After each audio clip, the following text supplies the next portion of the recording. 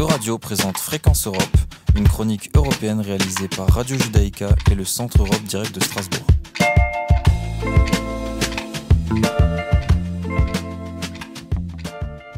Chaque année, près de 1,5 milliard d'ovins, de bovins, de volailles et de cochons sont déplacés entre les pays de l'Union européenne, mais aussi de l'Union européenne vers le reste du monde.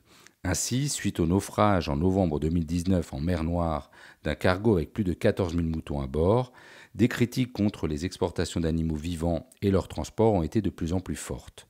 Une commission d'enquête parlementaire sur la protection des animaux pendant le transport a été créée en 2020 pour évaluer les règles européennes en vigueur, leur respect et proposer des modifications de la législation. Lors de la session plénière du Parlement européen à Strasbourg, nous avons rencontré la députée européenne Caroline Rose, coordinatrice pour le groupe des Verts au sein de la commission d'enquête et particulièrement active sur les questions de conditions animales. Elle revient pour nous sur ses 18 mois de travaux parlementaires. Moi, j'ai travaillé pendant quasiment 2 ans sur la commission d'enquête sur le bien-être animal. Il faut savoir que c'est une demande des Verts, cette commission d'enquête.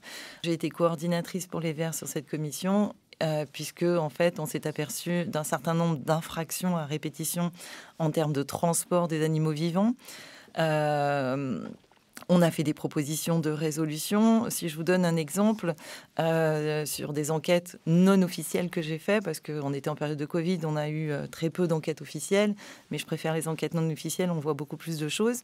Est-il normal qu'une vache née en France soit transportée dans un camion déchargée à Carthagène en Espagne pour être engraissée en Espagne, puis ensuite rechargée dans un camion, puis ensuite rechargée dans un bateau pour être abattue hors Union européenne?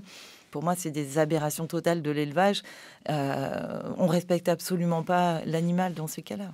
Et ce sont des infractions à répétition que, justement, j'ai fait remonter au sein des enquêtes. Je travaille avec des ONG sur le sujet.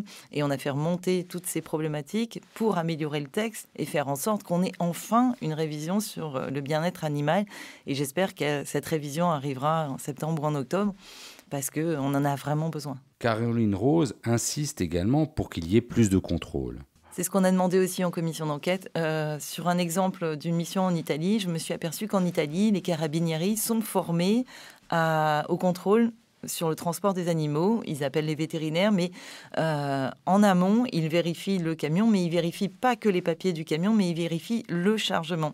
Et c'est ce qu'on demande au niveau formation, que ce soit justement intégré dans la révision sur la législation du bien-être animal, qu'on ait des fonds supplémentaires, qu'on ait des vétérinaires supplémentaires pour les contrôles aussi. Ça fait partie de la révision et de ce qu'on demande. Malgré le vote du rapport d'enquête, les recommandations faites n'ont, elles, pas été adoptées.